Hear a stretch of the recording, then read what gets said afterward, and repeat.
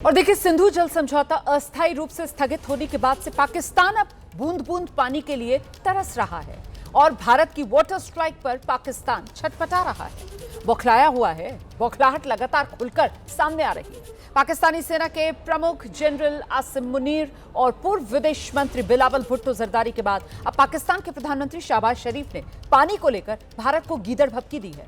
उन्होंने कहा, पाकिस्तान के हक के पानी का एक भी बूंद भारत नहीं छीन पाएगा।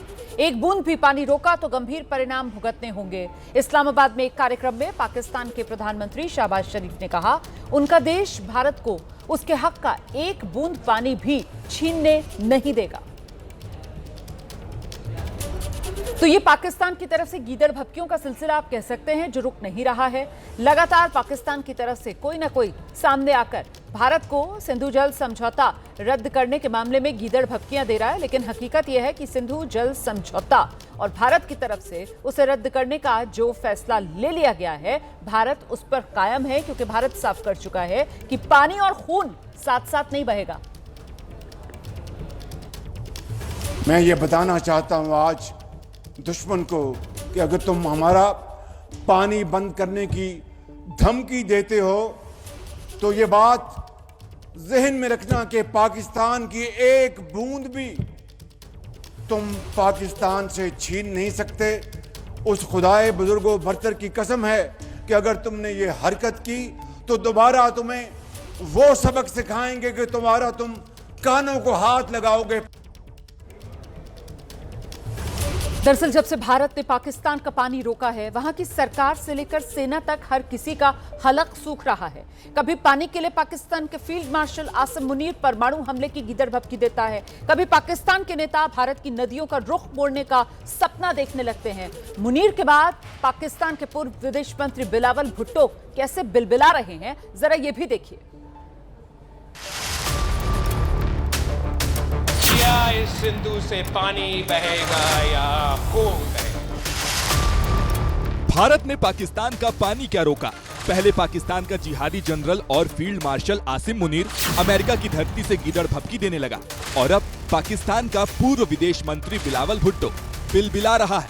बिलावल भुट्टो अपने मुल्क के लोगों को उकसाते हुए भारत से जंग लड़ने और 6 दरियों को हासिल करने तक का सपना देख रहे हैं। इस मुल्क के अवाम में इतना ताकत है कि जंग की सूरत हो तो जंग में भी हम इनका मुकाबला कर सकते हैं। मोदी सरकार को बताना चाहेंगे कि हम पीछे नहीं हटते।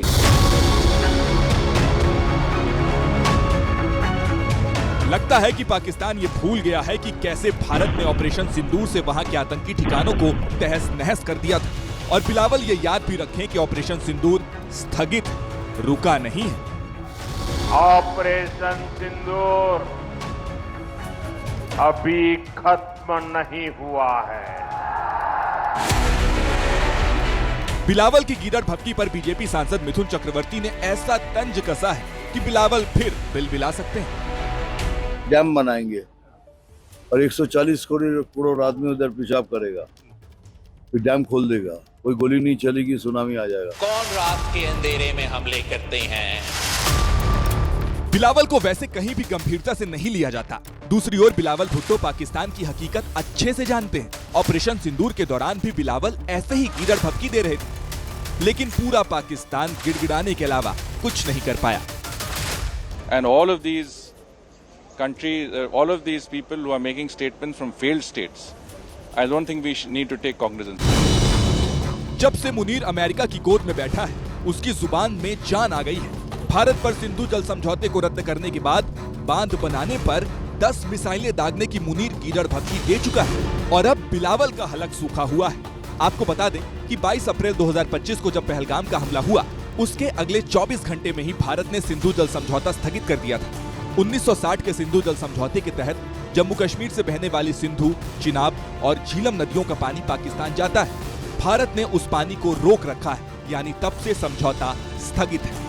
दूसरी ओर भारत ने चिनाब नदी पर लंबे समय से लंबित सावलकोट जल विद्युत परियोजना के निर्माण के लिए ग्लोबल टेंडर लॉन्च किया है, जिससे एक बार फिर पाकिस्तान घबरा गया है।